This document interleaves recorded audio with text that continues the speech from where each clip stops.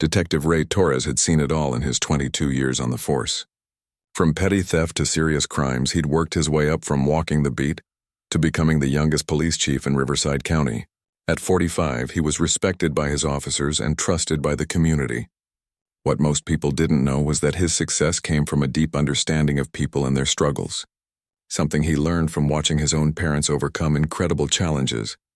Ray's parents, Miguel and Rosa Torres, lived quietly in the Sunset Hills neighborhood, just 15 minutes from the police station. They had moved there 5 years ago when Ray insisted they deserved a nice place to enjoy their retirement. The neighborhood was known for its tree-lined streets, well-maintained lawns, and, unfortunately, one of the most aggressive homeowners associations in the county. Miguel, 73, had worked construction for 40 years before his diabetes started affecting his eyesight. Rosa, 71, had been a seamstress at a local factory until her vision began failing too. Both had developed diabetic retinopathy, a condition that gradually stole their sight and made their eyes extremely sensitive to light. Their doctor had recommended they wear dark glasses whenever they went outside, even on cloudy days.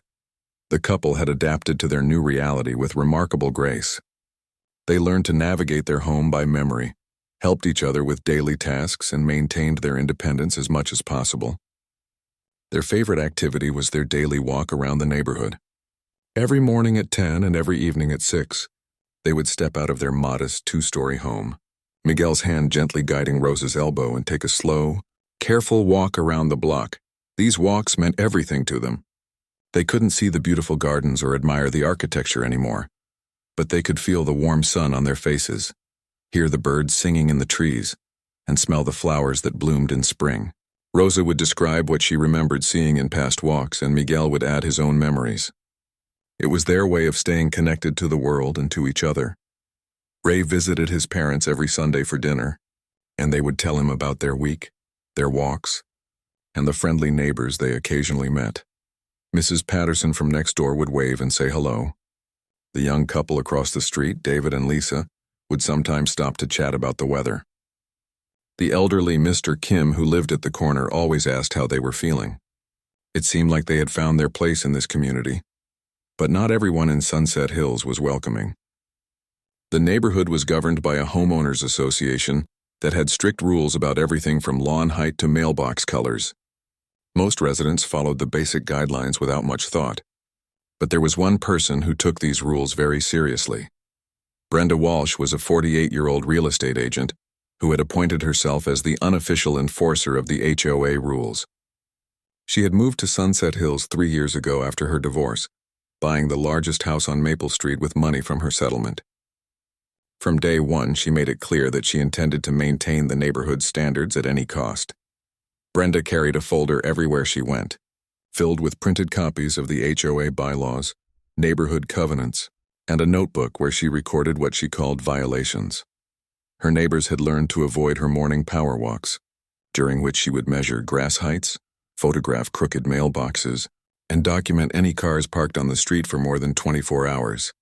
In the past year alone, Brenda had filed complaints about Mrs. Chen's wind chimes being too loud, the Johnson family's basketball hoop being 2 inches too close to the sidewalk, and old Mr. Peterson's garden gnomes being inappropriate decorations. She had forced 3 families to repaint their front doors because the colors weren't on the approved list. What made Brenda particularly dangerous was her conviction that she was protecting the neighborhood's property values and safety. She genuinely believed that any deviation from the rules would lead to chaos and declining home prices. In her mind, she wasn't being mean or petty. She was being a responsible citizen. Recently, Brenda had become obsessed with what she called suspicious activity in the neighborhood.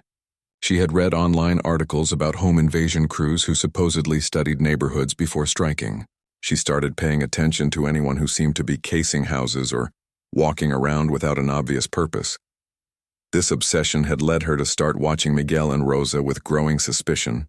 She first noticed them about 6 weeks ago during one of her morning surveillance sessions from her living room window. 2 people wearing dark sunglasses walking slowly around the neighborhood, stopping occasionally to listen or turn their heads toward different houses. To Brenda, this looked exactly like criminal behavior. She didn't know Miguel and Rosa personally, and from her window she couldn't see the careful way Miguel guided Rosa, or notice the white cane that Miguel sometimes used on longer walks. All she saw were two people in dark glasses who appeared to be studying the neighborhood. Brenda started keeping detailed notes about their activities. She wrote down the times they appeared, which direction they walked, and how long they stayed outside. She noticed they followed the same route every day and seemed to pay particular attention to certain houses. What she didn't realize was that Miguel and Rosa were simply taking the safest path they had memorized, and they paused at certain spots because those were the places where they felt most comfortable resting. As the weeks passed, Brenda became more convinced that Miguel and Rosa were criminals. She started taking photos from her window and even followed them at a distance a few times. She told her friend Carol that she was building a case against suspicious individuals who were clearly planning something illegal. The irony was devastating. While Brenda was watching Miguel and Rosa with suspicion, Ray was dealing with a significant increase in HOA-related complaints at the police station. Officers were being called out almost daily for disputes between neighbors, most of them stemming from overzealous enforcement of community rules. Ray had no idea that his own parents were being watched and documented by the very type of person who was making his job more difficult. He didn't know that every morning when he briefed his officers about keeping the peace in residential areas, his parents were being observed by someone who saw them as a threat to neighborhood safety. The stage was being set for a confrontation that would change multiple lives forever. Brenda's suspicion was reaching a boiling point. While Miguel and Rosa continued their innocent daily walks, completely unaware that they were being seen as anything other than a retired couple, enjoying fresh air and exercise. Ray continued his duties as police chief, focused on serving his community and protecting its citizens. He had no way of knowing that very soon, his professional and personal worlds would collide in the most unexpected and painful way possible. The very people he had sworn to protect were about to become victims of the kind of prejudice and assumptions that he fought against every day in his job. None of them knew that within days, their quiet neighborhood would become the scene of an incident that would test everything Ray believed about justice, family, and the responsibility that comes with both power and love. Tuesday morning started like any other day for Miguel and Rosa Torres. They woke up at 7:30, shared breakfast while listening to their favorite Spanish radio station, and prepared for their daily walk. Miguel carefully helped Rosa with her medications, and she reminded him to grab his hat because the weather forecast had mentioned bright sunshine. By 10 o'clock, they were ready for their morning routine. Miguel took Rosa's arm gently, and they stepped out of their front door into the warm California morning. The sun was indeed bright, making their dark glasses absolutely necessary. Rosa commented on how good the fresh air felt, and Miguel agreed, adding that he could hear Mrs. Patterson working in her garden next door. What they didn't know was that Brenda Walsh had been waiting for this moment. She had positioned herself at her living room window with a clear view of the street, her phone ready and her folder of HOA documents on the coffee table beside her. Today, she had decided, was the day she would finally confront what she believed were criminals surveying her neighborhood. Brenda had spent the previous evening researching neighborhood watch protocols online and had convinced herself that she had both the right and the responsibility to question suspicious individuals. She had even printed out an article about citizens' arrest procedures, though she had misunderstood most of the legal requirements involved. As Miguel and Rosa began their slow walk down Maple Street, Brenda grabbed her phone and her folder, then marched out her front door with determination. She had rehearsed this confrontation in her mind dozens of times, imagining herself as a neighborhood hero who had stopped a crime before it happened. "Excuse me," Brenda called out loudly as she approached the elderly couple. "You two need to stop right there." Miguel and Rosa paused, confused by the aggressive tone. They couldn't see who was speaking, but Rosa instinctively moved closer to her husband. Miguel turned his head toward the voice, trying to locate the speaker. "Yes?" Miguel replied politely, his accent noticeable but his English clear. "Can we help you with something?" Brenda interpreted his accent as further evidence of suspicious behavior. In her mind, she had just confirmed that these were outsiders who didn't belong in her neighborhood. She walked closer, her voice getting louder and more aggressive. "I need to see some identification right now," Brenda demanded, pulling out her phone. "I've been watching you two for weeks, and your behavior is completely inappropriate for this neighborhood. Rosa squeezed Miguel's arm tighter, frightened by the hostile tone. She whispered to him in Spanish, asking what was happening. Miguel tried to remain calm, though he was becoming worried about his wife's obvious distress. "I'm sorry, but I don't understand what you mean," Miguel said carefully. "We live here in this neighborhood. We're just taking our morning walk like we do every day." "Don't lie to me," Brenda snapped back. "I've documented your activities extensively. You walk around here every single day wearing those sunglasses, obviously studying houses and planning something illegal. Real residents don't behave like this." The accusation hit Miguel like a physical blow. In all his 73 years, he had never been accused of criminal behavior. He had worked honest jobs his entire life, raised 3 children, and had never even received a traffic ticket. The suggestion that he and his wife were criminals was both hurtful and bewildering. "Ma'am, I think there's been a misunderstanding," Miguel said, his voice still patient despite his growing concern. "My wife and I are not doing anything wrong. We walk here because this is our neighborhood. We live at 1247 Maple Street, just 2 blocks from here." Brenda wasn't listening to his explanation. She had already made up her mind about what she was seeing, and no amount of reasonable explanation was going to change her interpretation of the situation. She stepped closer, her voice becoming even more aggressive. "I don't believe you for 1 second," she said, waving her phone threateningly. "And those sunglasses aren't fooling anyone. I know what you're really doing here. You're surveillance criminals, and I'm not going to let you continue threatening our neighborhood safety." Rosa, who had been trying to follow the English conversation, tugged on Miguel's sleeve. She whispered urgently in Spanish that they should go home immediately, because this woman seemed dangerous. Miguel agreed, but he also felt that running away might make them look guilty of something they hadn't done. "Ma'am, please calm down," Miguel said, raising his hands in a peaceful gesture. "We're not threatening anyone. We're just an elderly couple taking a walk. My wife and I both have vision problems, which is why we wear these glasses. The doctor told us to protect our eyes from bright light." This explanation only made Brenda more angry. She had convinced herself that she was dealing with sophisticated criminals who would obviously lie about their activities. The fact that they were claiming to be disabled seemed like an obvious deception to her. "That's ridiculous," Brenda shouted, her voice now loud enough to carry across the quiet street. "If you were really blind, you'd have white canes or guide dogs. You can't fool me with those designer sunglasses and fake disabilities. I've seen enough movies to know how this works." Several neighbors had started to notice the commotion. Mrs. Patterson, who was indeed working in her garden, looked up with concern. She recognized Miguel and Rosa as the sweet elderly couple who lived nearby. Though she didn't know them well enough to intervene in what seemed like a serious confrontation. David and Lisa, the young couple from across the street, had just returned from grocery shopping and were watching from their car, uncertain whether they should get involved. They could tell that the older couple seemed distressed, but they weren't sure what was happening or whether it was their place to interfere.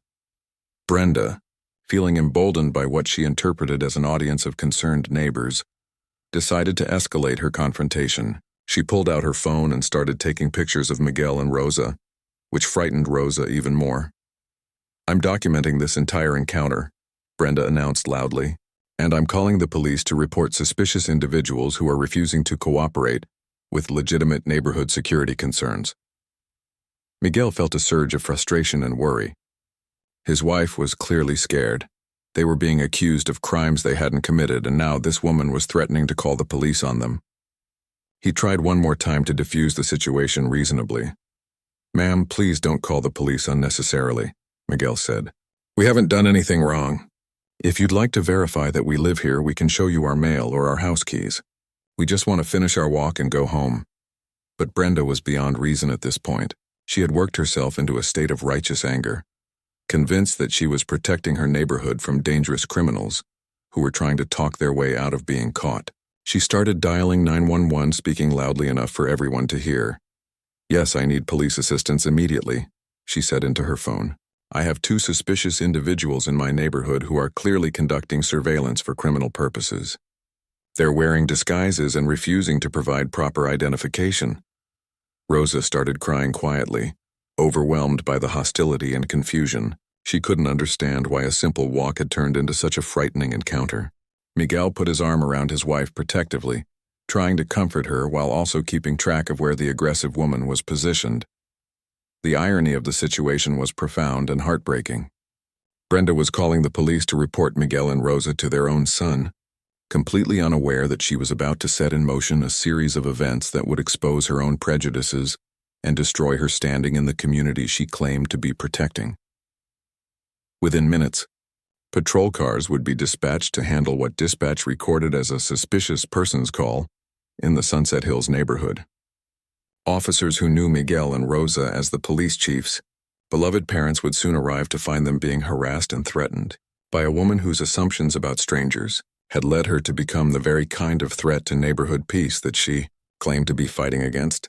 The confrontation was about to take a turn that none of them could have anticipated, and the consequences would reshape their understanding of justice, community, and the dangers of judging people based on appearances rather than character.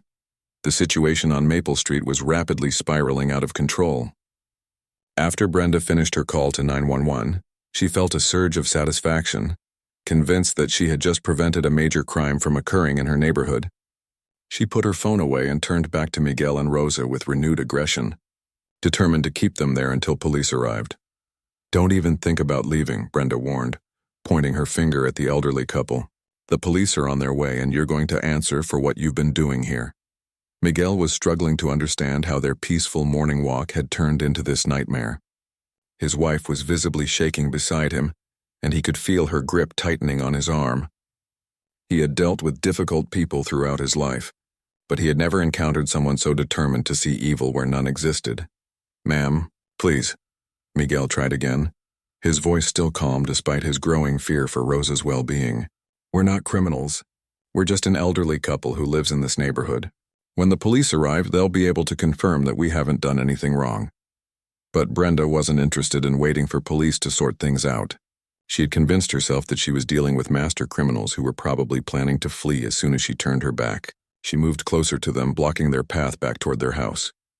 "I've been watching you for weeks," Brenda said, her voice getting more intense. "I know you've been studying our houses, planning break-ins or worse. People like you think you can come into nice neighborhoods and take advantage of hard-working families." Rosa whispered urgently to Miguel in Spanish, telling him that this woman seemed mentally unstable and that they should try to get away from her. Miguel agreed, but he was worried that any sudden movement might make the situation worse. "We're going to go home now," Miguel announced, trying to step around Brenda. "When the police arrive, they can find us at our house if they need to speak with us." "No," Brenda shouted, moving to block their path again. "You're not going anywhere until the police get here. I'm making a citizen's arrest for suspicious behavior and criminal trespassing." This was where Brenda's misunderstanding of the law became dangerous. She had no legal right to detain Miguel and Rosa, and her attempt to block their movement was actually unlawful imprisonment. But she was so convinced of her own righteousness that she couldn't see how her behavior had become threatening and illegal. Miguel realized that this woman was not going to let them leave peacefully. He could feel Rosa trembling beside him, and he knew that his wife's health couldn't handle much more stress. He made the decision to try to walk around Brenda, hoping to avoid physical contact while getting Rosa to safety. "Excuse us, please," Miguel said firmly, taking a step to the right to go around Brenda. "We're going home now." Brenda saw this movement as confirmation of her suspicions. In her mind, criminals who were trying to escape after being caught would naturally attempt to flee. She couldn't let that happen, not when she was so close to being proven right about the threat they posed to her neighborhood. "I said you're not leaving," Brenda yelled, and she reached out to grab Miguel's arm. What happened next changed everything. When Brenda grabbed Miguel's arm, Rosa instinctively tried to help her husband, reaching out blindly to push away whatever was threatening him. Brenda, startled by Rosa's movement and convinced that she was being attacked by criminals, pushed back hard.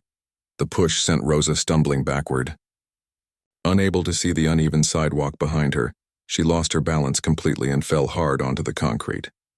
The sound of her body hitting the pavement was sickening, and Rosa cried out in pain as she landed awkwardly on her right wrist and hip. "Rosa!" Miguel shouted, immediately dropping to his knees beside his wife. He couldn't see exactly what had happened, but he could hear Rosa's pained breathing and feel her shaking. "What did you do to her?" Brenda stood frozen for a moment, suddenly realizing that the situation had gone much further than she had intended. She looked down at the elderly woman on the ground and felt a brief moment of uncertainty. But instead of helping or apologizing, her mind immediately went to self-justification. "She attacked me first," Brenda announced loudly, though several neighbors who had been watching could clearly see that wasn't true. "I was just defending myself against aggressive criminals." Miguel was trying to help Rosa sit up, his hands shaking as he assessed her injuries. Rosa was crying now, holding her wrist against her chest and speaking rapidly in Spanish about how much it hurt. Miguel could tell that she was seriously injured, and his fear quickly turned to anger. "You hurt my wife," Miguel said, his voice rising for the first time during the entire confrontation. "She's an elderly woman who can barely see, and you pushed her down." Mrs. Patterson, who had been watching the entire incident from her garden, couldn't stay silent any longer. She dropped her gardening tools and hurried over to the scene, pulling out her own phone as she walked. "I saw exactly what happened," Mrs. Patterson announced loudly, making sure Brenda could hear her. "This woman attacked an elderly couple for no reason. I'm calling 911 again to report an assault." David and Lisa had also gotten out of their car and were approaching the scene. Lisa, who worked as a nurse, immediately knelt down beside Rosa and began checking her injuries. David pulled out his phone and started recording video, realizing that they were witnessing something that would need to be documented. "Ma'am, can you tell me where it hurts?" Lisa asked Rosa gently, though she wasn't sure if the elderly woman spoke English well enough to understand. Rosa looked up at Lisa with tears in her eyes and pointed to her wrist, which was already starting to swell. She tried to explain in broken English that she couldn't see who had pushed her, and that she didn't understand why someone would hurt her when they were just walking. Brenda realized that the narrative was slipping away from her. Instead of being seen as a neighborhood hero who had caught criminals, she was being portrayed as someone who had attacked innocent people. She decided to double down on her accusations, speaking loudly enough for all the gathering neighbors to hear. "Don't be fooled by their act," Brenda shouted, pointing at Miguel and Rosa. "These are professional criminals who were surveying our neighborhood for weeks. They're trained to look innocent when they get caught. That woman faked falling down to make me look bad." Mr. Kim, the elderly Korean War veteran who lived at the corner, had been watching the confrontation from his porch. He walked over slowly, his cane tapping on the sidewalk, and his face showed clear disgust at what he had witnessed. "Young lady," Mr. Kim said to Brenda, his voice carrying the authority of someone who had seen real danger in his lifetime. "I've been watching this whole thing from my porch. You attacked two innocent people who were doing nothing wrong. You should be ashamed of yourself." More neighbors were coming out of their houses now, drawn by the commotion and the sound of sirens in the distance. The scene was becoming increasingly chaotic, with Brenda standing alone while a growing crowd of people gathered around Miguel and Rosa, offering help and expressing outrage at what they had witnessed. Mrs. Chen from across the street brought a pillow from her house to help make Rosa more comfortable while they waited for medical attention. Another neighbor brought a bottle of water. Someone else offered to call Rosa and Miguel's family to let them know what had happened. Through all of this, Brenda continued to insist that she had done nothing wrong, that she was the victim of a sophisticated criminal scheme, and that everyone else was being fooled by professional con artists. But with each passing minute, her voice seemed to carry less conviction, as if she was starting to realize that her interpretation of events might not match what everyone else had seen. The sirens were getting closer now, and within minutes police officers would arrive to find a scene that was completely different from what Brenda had described in her 911 call. Instead of suspicious criminals threatening neighborhood safety, they would find an injured elderly woman surrounded by concerned neighbors, and a woman whose zealous pursuit of security had led her to become the very threat she claimed to be fighting against. The most devastating irony was yet to be revealed. The police officers responding to this call would soon recognize Miguel and Rosa, and the phone calls that would follow would bring their son Ray to a scene that would test everything he believed about justice, family, and the responsibility that comes with wearing a badge. The first patrol car to arrive belonged to Officer Jennifer Blake, a 12-year veteran who had worked under Ray Torres for the past 5 years. She knew Miguel and Rosa well from department family events and had always admired how supportive they were of their son's career. As she stepped out of her car and saw the scene on Maple Street, her stomach dropped with recognition and horror. There, sitting on the sidewalk with obvious injuries, were the police chief's parents. Rosa was holding her swollen wrist against her chest while Miguel knelt beside her, looking more worried and upset than Officer Blake had ever seen him. A crowd of neighbors surrounded them, offering comfort and assistance while one woman stood apart, still arguing loudly about criminals and neighborhood security. Officer Blake immediately radioed for an ambulance and additional backup, her voice tight with controlled emotion. She approached Miguel and Rosa first, her training taking over despite her personal shock at the situation. "Mr. Torres, Mrs. Torres," Officer Blake said gently, kneeling down beside them. "I'm Officer Blake. Can you tell me what happened here?" Miguel looked up with relief at hearing a familiar voice, though he couldn't see Officer Blake's face clearly through his dark glasses. "Jennifer? Thank goodness you're here. This woman attacked Rosa for no reason. She said we were criminals and that we didn't belong in this neighborhood." Officer Blake's jaw tightened as she gently examined Rosa's injuries. She could see that the elderly woman was in considerable pain and probably had a broken wrist. The idea that someone had deliberately hurt these kind, gentle people made her furious, but she maintained her professional composure. "We're going to get you both taken care of," Officer Blake assured them. "The ambulance is on the way." Brenda, who had been temporarily quiet while watching the police arrival, suddenly stepped forward with renewed confidence. She assumed that the officer's familiarity with Miguel and Rosa meant they were known criminals who had been caught before. "Officer, thank you for getting here so quickly," Brenda said, walking toward Officer Blake with her folder of documents. "I'm Brenda Walsh, and I'm the one who called about these suspicious individuals. As you can see, they became violent when I tried to question them about their criminal surveillance activities." Officer Blake slowly stood up and turned to face Brenda, her expression cold and professional. "Ma'am, I need you to step back and remain quiet while I conduct my investigation." But Brenda was too excited about finally having official validation for her concerns to stay quiet. She opened her folder and started pulling out printed pages and photographs. "I have extensive documentation about their suspicious behavior," Brenda continued, waving the papers. "They've been conducting surveillance of this neighborhood for weeks, clearly planning burglaries or home invasions.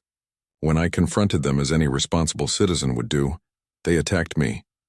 Mrs. Patterson, who had been standing nearby, couldn't contain herself any longer. "That's a complete lie," she said loudly. "I saw everything that happened. This woman attacked an elderly couple who were just taking a walk." She pushed Mrs. Torres down onto the concrete. Other neighbors began speaking up as well, all contradicting Brenda's version of events. David showed Officer Blake the video he had recorded on his phone, while Lisa explained Rosa's injuries from her perspective as a nurse. Mr. Kim described what he had witnessed from his porch, emphasizing that Miguel and Rosa had done nothing threatening or suspicious.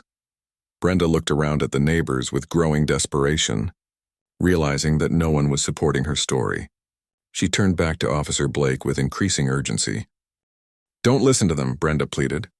"These people are obviously being fooled by professional criminals. You know how sophisticated these scams can be. That's why I took the initiative to document everything and confront them myself." Officer Blake had heard enough. She looked directly at Brenda with an expression that made several neighbors step back slightly. "Ma'am, let me make something very clear," Officer Blake said, her voice deadly calm. "The people you just assaulted are Miguel and Rosa Torres. They are the parents of Police Chief Ray Torres. They live in this neighborhood, and they are respected members of this community. They are both legally blind due to diabetic complications, which is why they wear dark glasses and walk carefully through their own neighborhood." The color drained completely from Brenda's face. She stared at Officer Blake as if she hadn't heard correctly, her mouth opening and closing without sound. The folder of evidence slipped from her hands, scattering papers across the sidewalk. "That's impossible," Brenda whispered. "You're lying. Police chiefs don't have parents who dress like what?" Officer Blake asked, her voice now carrying a dangerous edge. "Like elderly Hispanic people? Like people who need medical equipment to protect their eyesight? Like people who don't fit your narrow definition of who belongs in this neighborhood?" The neighbors were watching this exchange with a mixture of shock and satisfaction. Several of them were recording on their phones, realizing they were witnessing the complete collapse of Brenda's justification for her behavior. Officer Blake immediately called Ray on her radio, knowing that he needed to be informed about what had happened to his parents. "Chief Torres, this is Officer Blake. I need you to respond to 1200 block of Maple Street immediately. Your parents have been injured in an incident." Ray's voice crackled back through the radio immediately, tight with concern. Injured? What happened? Are they okay? They're conscious and alert, but your mother appears to have a wrist injury. Sir, they were assaulted by a resident who claimed they were acting suspiciously. There was a brief silence on the radio before Ray responded. I'm on my way. Ita 3 minutes. Brenda had started to back away from the scene, finally beginning to understand the magnitude of her mistake. She looked around at the neighbors, all of whom were now staring at her with undisguised disgust and anger. She tried to speak, to explain herself, but no words came. The ambulance arrived first, and paramedics immediately began treating Rosa's injuries. They confirmed that her wrist was likely broken, and that she would need X-rays and probably a cast. Miguel refused to leave Rosa's side, holding her uninjured hand and speaking to her softly in Spanish. Then Ray's police SUV rounded the corner, driving faster than usual but still controlled. He parked quickly and walked rapidly toward the scene, his face a mask of professional control that barely concealed his personal anguish. When Ray reached his parents, he knelt down beside them and gently took his mother's free hand. Mom, Dad, I'm here. You're going to be okay. Rosa looked up at her son with tears in her eyes. Mijo, we were just walking. We didn't do anything wrong. This woman, she said we were criminals. She pushed me down and hurt my wrist. Ray's jaw clenched as he looked at his mother's injuries, but he maintained his calm demeanor. I know, Mom, we're going to take care of everything. Miguel reached out and found Ray's shoulder. Son, I don't understand why this happened. We've lived here for 5 years. We've never bothered anyone. This woman, she was so angry, so convinced that we were dangerous people. Ray stood up slowly and looked around at the gathered neighbors, taking in the scene. His eyes finally settled on Brenda, who was standing about 20 feet away, looking like she wanted to disappear entirely. Are you the person who did this to my parents? Ray asked, his voice quiet but carrying clearly across the street. Brenda tried to speak but only managed a strangled whisper. I didn't know. I thought they looked suspicious. Ray walked toward her, and every neighbor on the street held their breath. The police chief was about to confront the woman who had attacked his elderly, disabled parents based on nothing more than prejudice and assumptions. Ma'am, Ray said when he reached Brenda, you're under arrest for assault and battery on elderly persons, harassment, and disturbing the peace. As Officer Blake moved to place Brenda in handcuffs, Ray turned back to his parents, his professional mask finally slipping to show the pain and anger he had been controlling. The woman who had appointed herself protector of the neighborhood had become its greatest threat, and now she would face the consequences of letting fear and prejudice guide her actions instead of compassion and common sense. 6 months after the incident on Maple Street, the Sunset Hills neighborhood had transformed in ways that no one could have predicted. The changes weren't just about one woman facing the consequences of her actions, but about an entire community reevaluating what it meant to live together with respect and understanding. Brenda Walsh's life had unraveled completely in the weeks following her arrest. The video footage from multiple neighbors' phones had spread quickly through social media, showing clearly how she had attacked 2 innocent elderly people based on nothing but prejudice and assumptions. The local news picked up the story, particularly because it involved the police chief's parents, and suddenly Brenda became the face of HOA overreach and neighborhood harassment. Her real estate license was suspended pending investigation after multiple complaints from previous clients who came forward with stories of her aggressive behavior and discriminatory comments. The real estate company she worked for terminated her contract immediately to avoid being associated with the scandal. Within 3 months, Brenda was forced to put her house on the market because she could no longer afford the mortgage payments. But the legal consequences were just the beginning.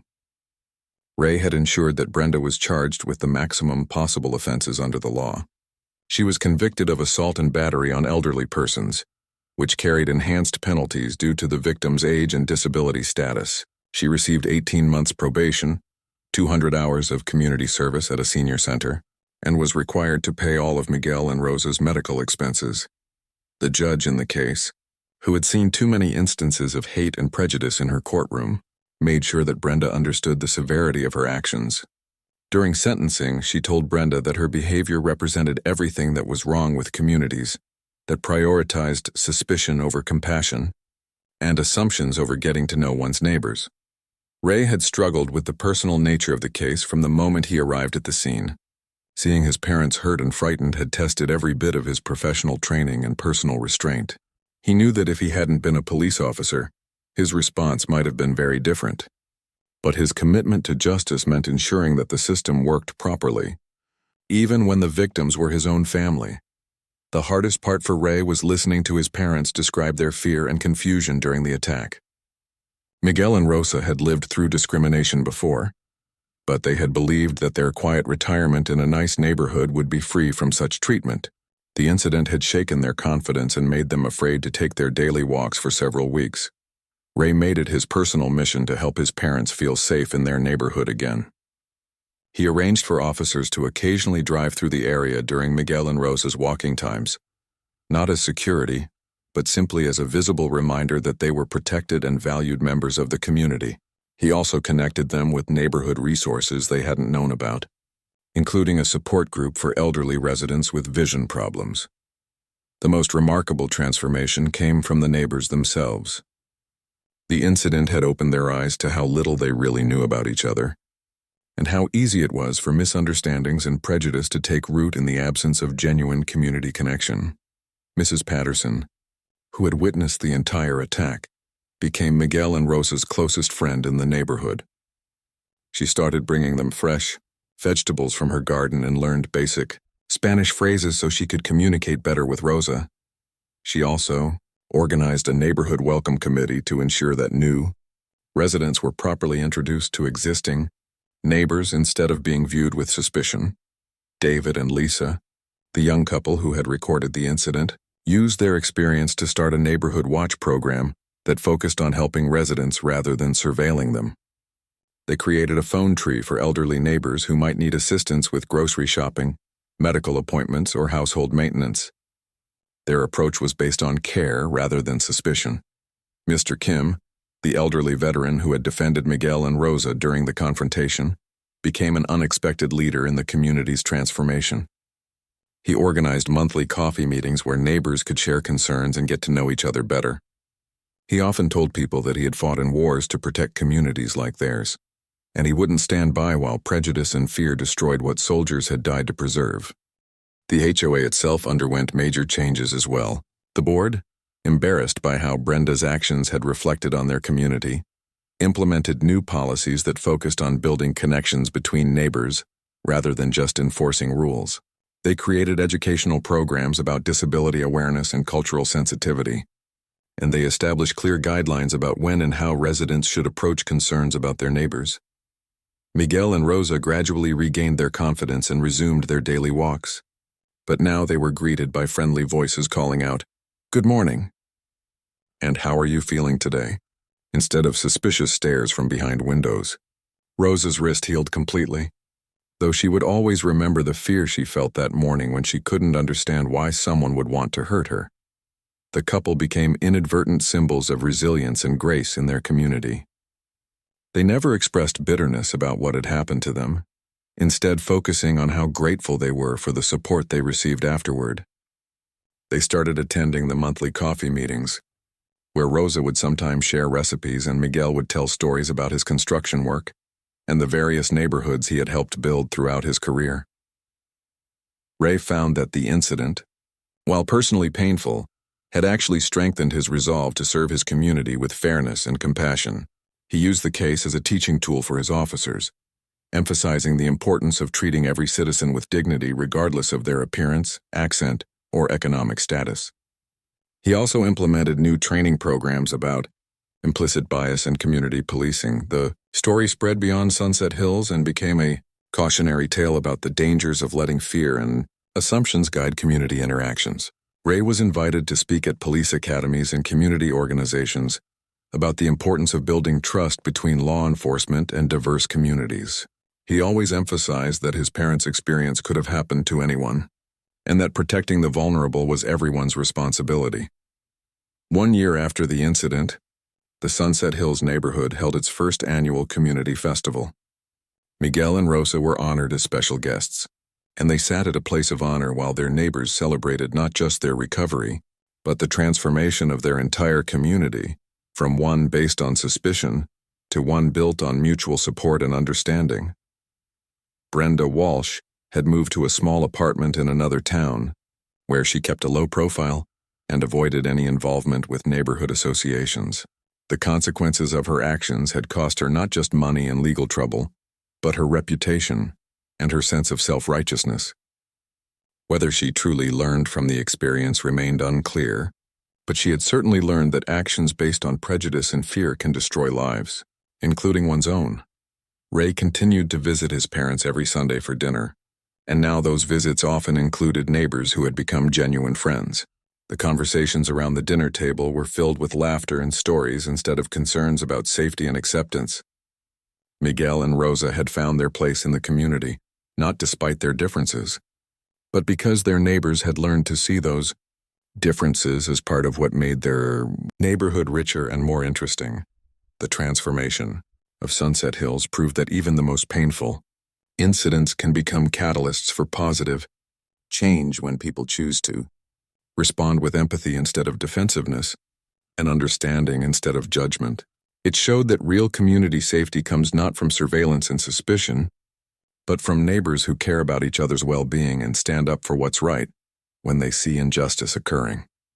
In the end, Brenda's attempt to protect her neighborhood from imaginary threats had revealed the real threat that prejudice and fear pose to any community. But it had also revealed the power of ordinary people to choose compassion over suspicion, and to build the kind of neighborhood where elderly couples can take peaceful walks without fear, and where differences are celebrated rather than seen as reasons for alarm.